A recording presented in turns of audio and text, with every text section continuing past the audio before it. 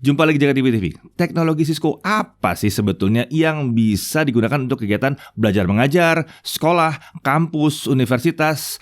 Lalu bagaimana dengan perhotelan dan restoran? Ada nggak? Nah, semua akan dibahas dalam video ini. Tim Cisco juga akan mengungkap teknologi masa depan mereka yang akan segera hadir ke Indonesia. Nah, sebelumnya kita udah membahas bareng dengan Cisco mengenai teknologi yang digunakan untuk kantor masa depan, serta teknologi yang mendukung kita sebagai pekerja di masa depan, tentunya agar bisa bekerja tetap nyaman dan aman di mana saja kita berada. Nah, untuk yang kelewat part 1 dari pembahasan ini bisa cek di video sebelumnya ya. Nah, kali ini kita akan melanjutkan pembicaraan bersama Cisco mengenai penggunaan teknologi terkini pada sekolah, kampus, universitas, perhotelan, restoran, dan tim Cisco juga akan mengungkap teknologi masa depan mereka yang akan segera datang ke Indonesia. Pembahasan kali ini melanjutkan pembahasan mengenai Future of Work, dan sama seperti sebelumnya sudah hadir 3 orang pakar dari Cisco Indonesia. Ada Bapak Amri, ada Pak Arif, dan ada Pak Willy. Ini sekarang saatnya saya bermain-main sedikit nih pertanyaannya nih. Oke, kalau di kantor bisa ya. Apakah ini bisa di-apply ya, kemampuan-kemampuannya Cisco ini apakah bisa di-apply untuk restoran atau mungkin hotel?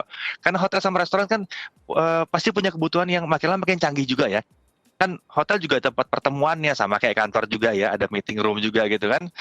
Nah, mungkin jadi bisa memantau okupansi kamar, pembagian meja atau gimana ya? Apalagi zaman sekarang gitu, mungkin sebelum datang kita udah tahu kita duduk di sebelah mana, mungkin kayak gitu.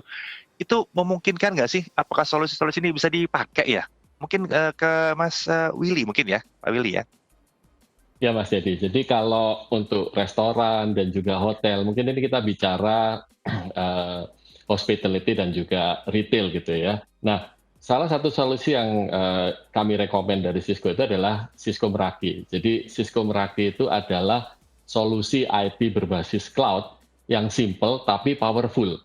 Jadi mirip dengan DNA Spaces tadi, kita bisa memanfaatkan access point Cisco Meraki ini sebagai sensor. Sehingga kita bisa mendeteksi keberadaan dan juga pergerakan dari pengunjung toko atau mall misalnya.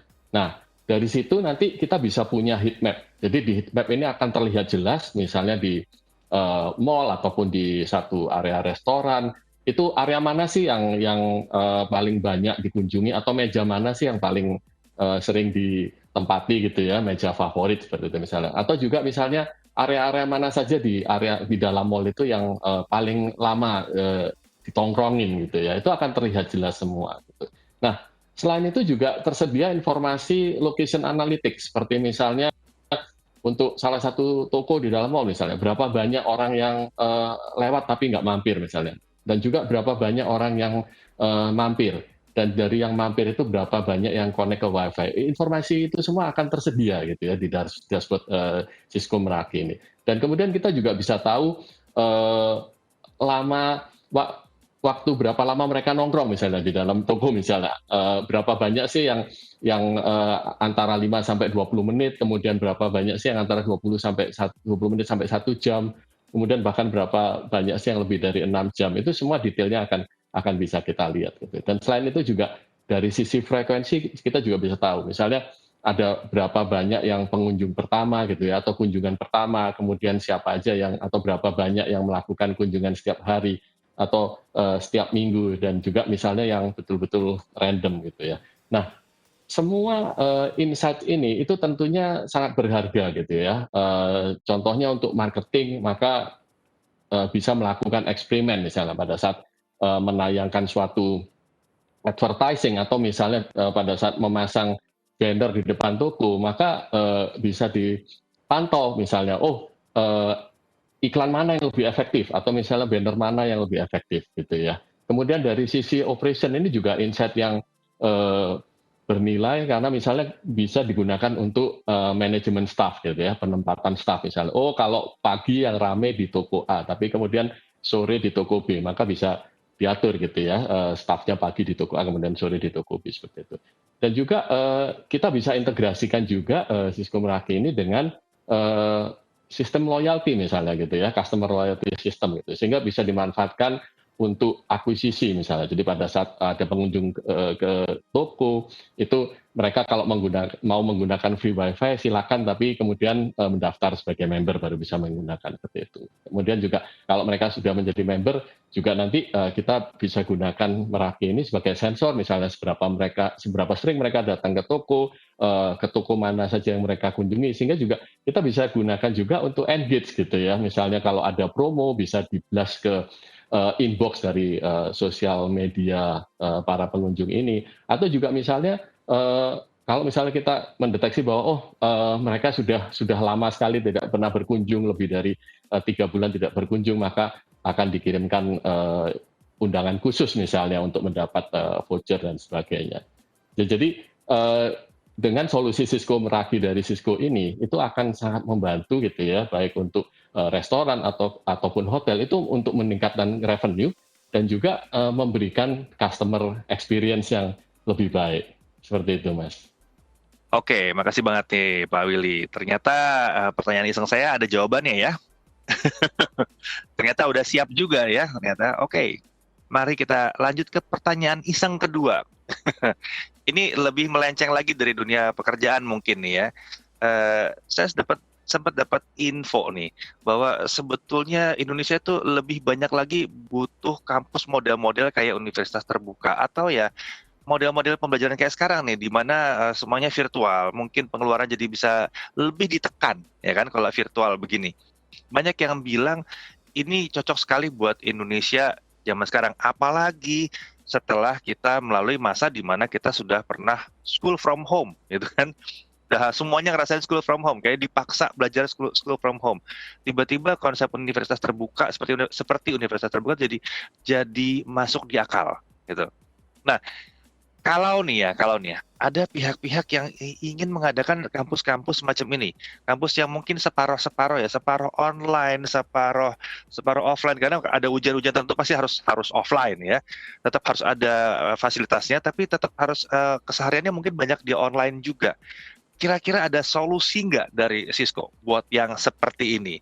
Oke, berarti siapa duluan nih? Mas Amri dulu, Boleh. Pak Willy dulu, Mas Amri dulu ya. Oke, Silakan. coba gimana? Iya. Oke, pertanyaannya menarik sekali ya, Mas Dedi, terkait dengan ini ya, di lini edukasi ya. Baik itu edukasi yang dari K-12 ataupun yang di universitas. Jadi sebetulnya kalau ngomongin edukasi, bukan cuma sekedar universitas aja nih Mas. Tapi kita juga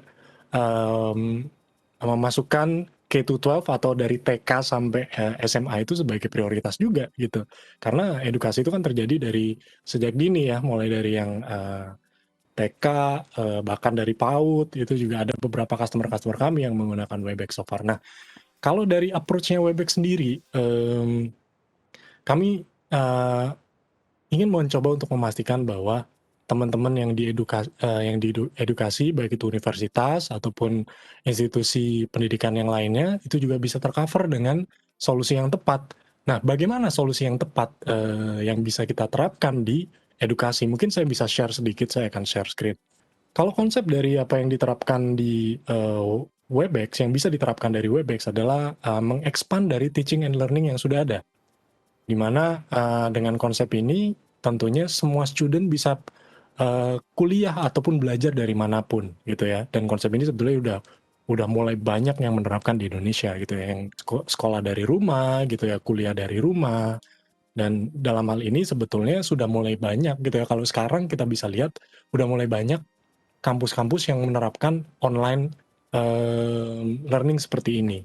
Tapi satu hal yang mungkin tidak banyak diperhatikan, yaitu seamless experience yang tadi. Lagi-lagi saya sebut seamless experience. Kenapa? Karena kebanyakan yang diterapkan adalah solusi yang hanya berbatas pada online meeting saja.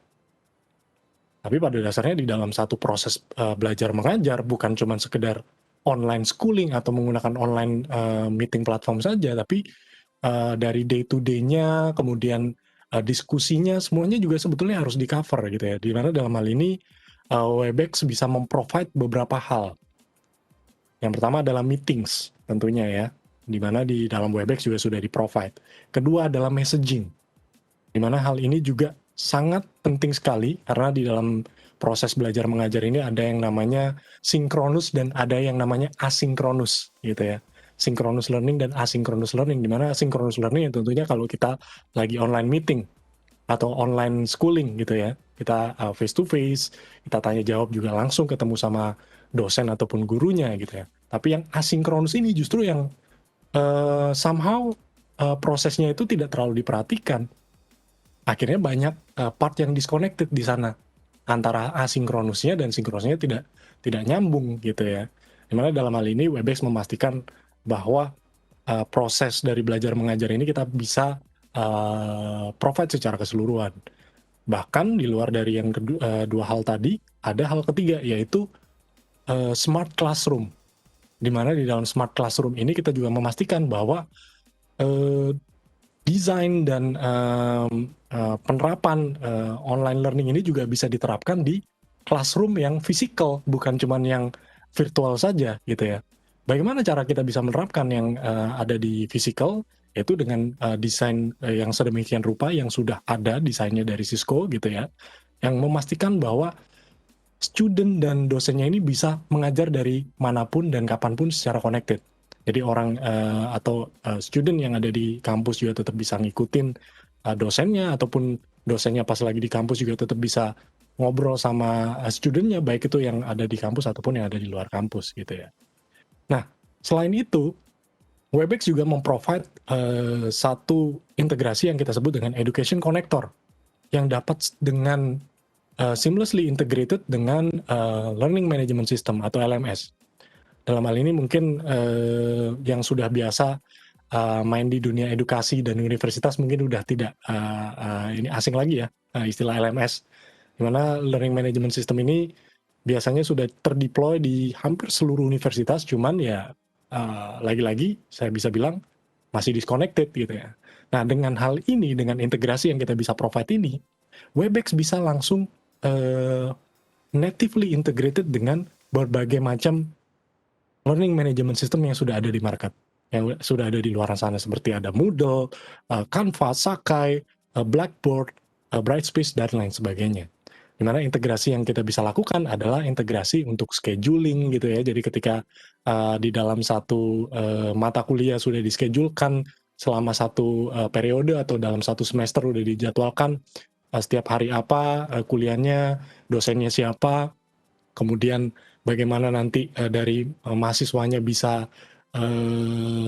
ngelihat availability dari dosen ketika mau diskusi personal dengan dosen tersebut, ngebahas skripsi atau mau ada tanya tugas dan lain sebagainya, itu juga akan difasilitasi di dalam integrasi ini gitu ya. Selain itu kembali lagi yang asinkronus tadi juga akan kita lengkapi, messagingnya juga akan kita integrate langsung ke LMS-nya gitu ya, kemudian file sharing-nya juga akan kita integrate dengan LMS-nya dan lain sebagainya gitu ya. Bahkan yang tadi yang saya sebut dengan Smart Classroom, itu kami juga udah ada solusinya dan udah banyak penerapan di Indonesia saat ini.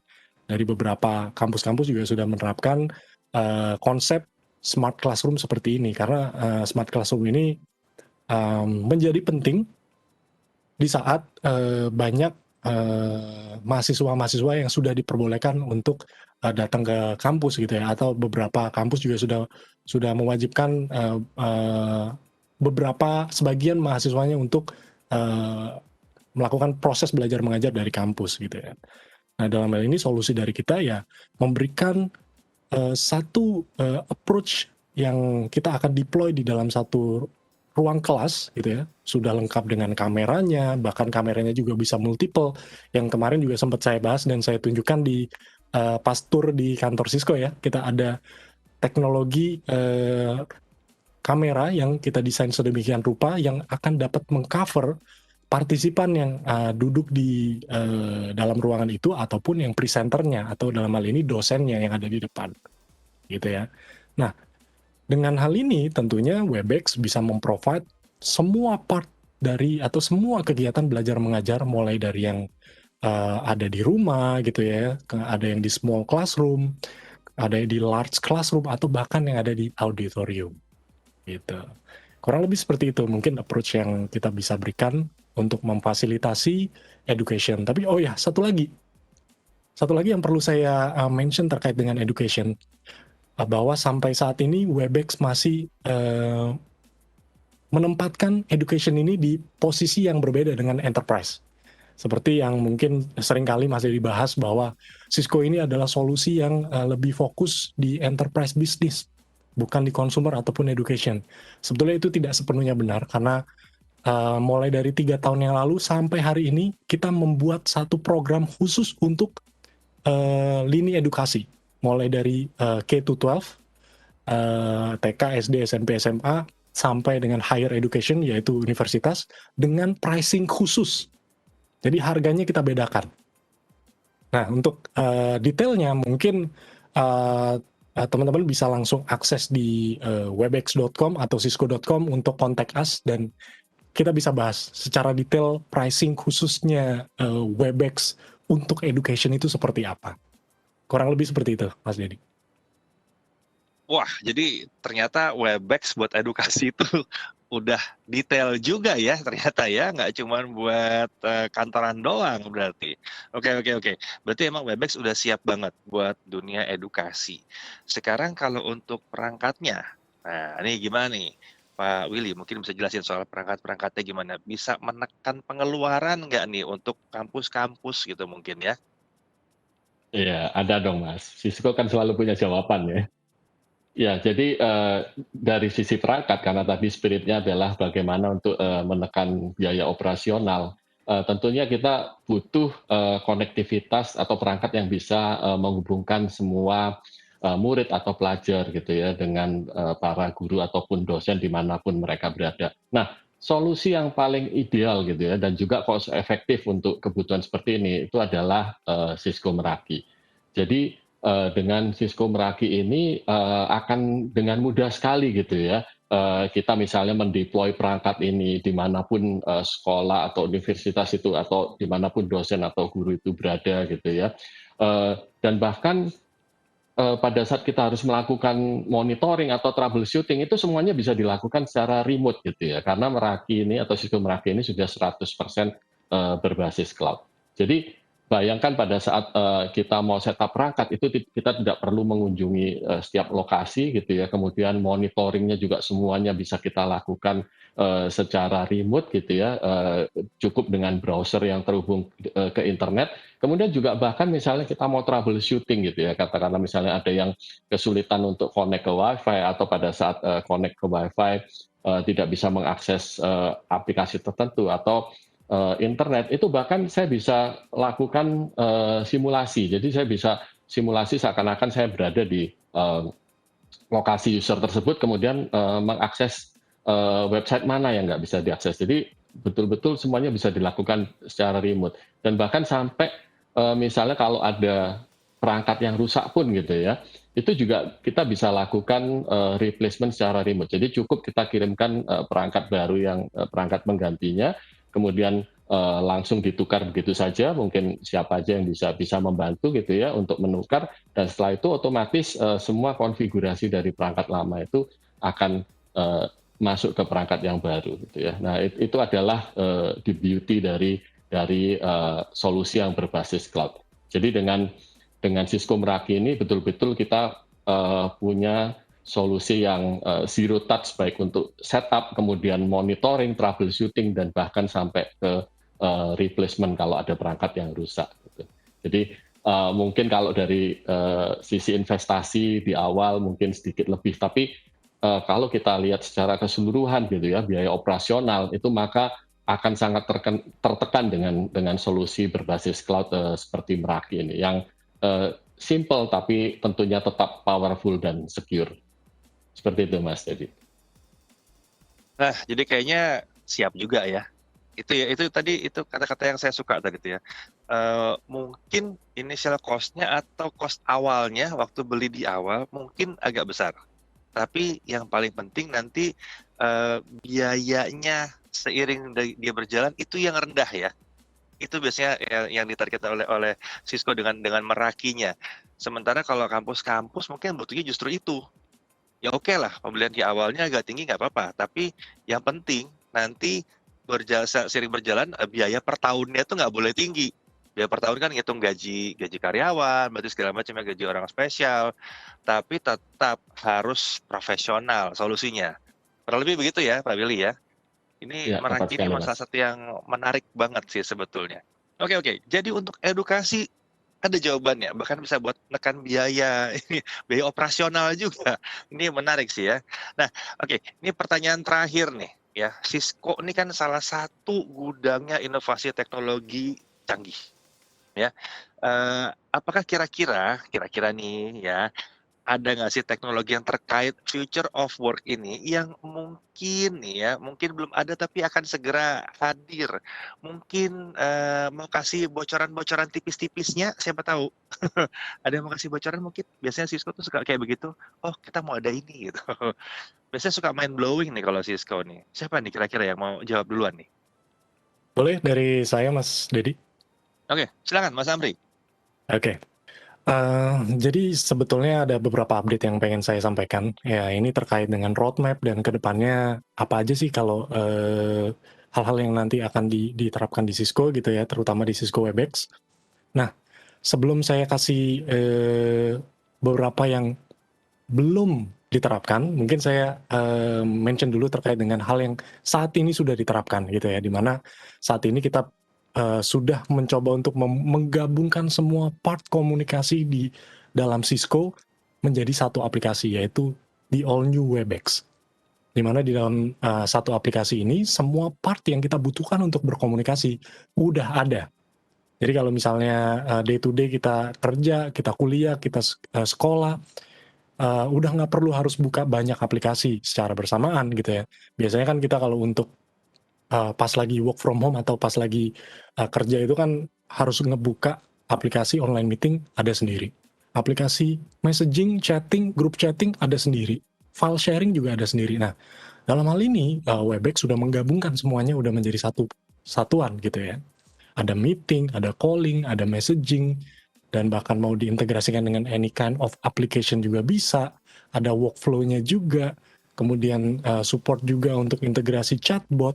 Itu semuanya sudah komplit di sini. Nah, ini yang pertama, Mas. Nah, yang kedua, yang nggak kalah menariknya juga, kita baru-baru ini sudah launching satu device yang kita sebut dengan Cisco Webex Desk Camera. Nah, ini bentuknya seperti ini, Mas. Ini USB kamera yang sudah support 4K dan sudah support beberapa fitur-fitur seperti HDR, omnidirectional microphone, dan sudah support dengan manajemen yang bisa kita kontrol dari sebagai company perspektif gitu ya. Misalnya di deploy ada ratusan webcam dan semuanya mau dikontrol dan di manage dalam satu kesatuan, itu juga memungkinkan. Dan menariknya lagi, pricing dari perangkat ini biasanya kan kalau Cisco kan mungkin cenderung lebih mahal gitu ya, tapi kalau yang ini enggak. Ini harganya sama dengan webcam yang consumer harganya gitu. Nah, selain itu kita juga baru-baru ini baru saja mengakuisisi beberapa perusahaan gitu ya. Bahkan kalau kita lihat dari 5 tahun terakhir ini kita sudah mengakuisisi more than 10 perusahaan untuk memastikan bahwa solusi yang kita bisa provide di dalam Cisco Webex ini bisa memenuhi kebutuhan yang ada saat ini. Jadi kita akan terus berkembang dan menyesuaikan dengan kebutuhan seiring dengan berkembangnya zaman. Nah, salah satunya yang paling terakhir kemarin adalah akuisisi Slido. Mungkin udah mulai familiar juga, udah pernah menggunakan juga Slido. Nah, Slido ini adalah engagement yang kita bisa gunakan di dalam satu meeting biasanya. Nah, seperti tadi yang juga sempat saya bahas, ada Q&A, polling, word cloud, analytics, quiz, dan lain sebagainya. Dan ini kita sudah akuisisi dan nantinya akan kita gabungkan menjadi satu kesatuan di dalam Webex. Sehingga ketika kita join ke dalam satu meeting dan membutuhkan fitur-fitur ini, udah nggak perlu lagi harus ngebuka another application. Misalnya kayak kita harus ngebuka quiz, ada quiznya sendiri di screen share, baru bisa dimulai quiznya, dan pesertanya juga harus ngebuka 2 aplikasi yang berbeda somehow gitu ya. Tapi dengan adanya akuisisi ini, Slido ini akan kita cemplungin di dalam Cisco Webex Meeting tentunya. Nah, selain ini, kita juga recently kita baru announce bahwa kita ada intent untuk mengakuisisi satu platform webinar yang namanya Socio Events. Nah, ini juga baru banget, baru sekitar beberapa minggu yang lalu.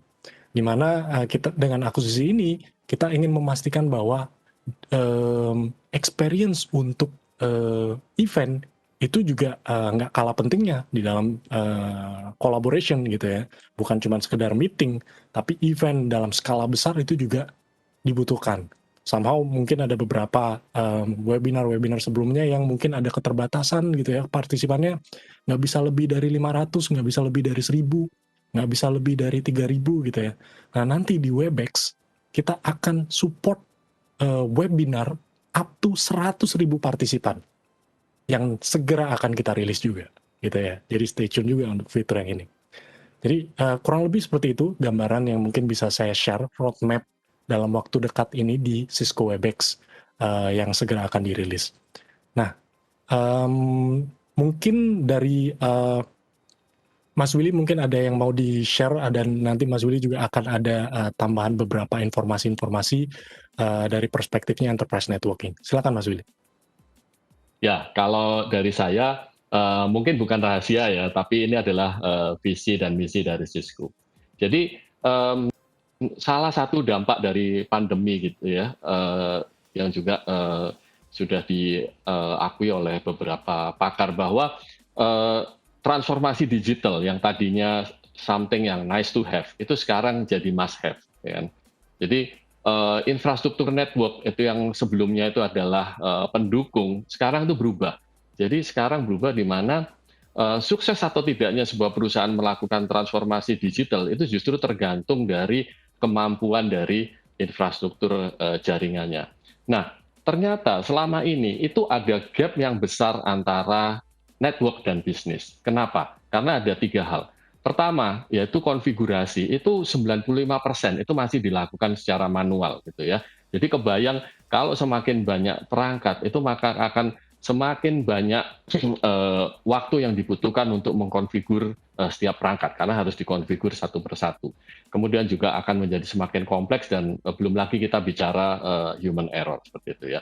Nah, kemudian kendala yang kedua, yaitu sampai sekarang juga belum tersedia fasilitas troubleshooting gitu ya. Sehingga ternyata dari survei diketahui 43% dari waktu orang IT itu ternyata habis hanya untuk troubleshooting gitu ya. Jadi ini seperti pemadam kebakaran gitu ya. Nah, kemudian challenge yang ketiga itu adalah dari sisi security gitu ya. Karena kita tahu betapa pentingnya security ini.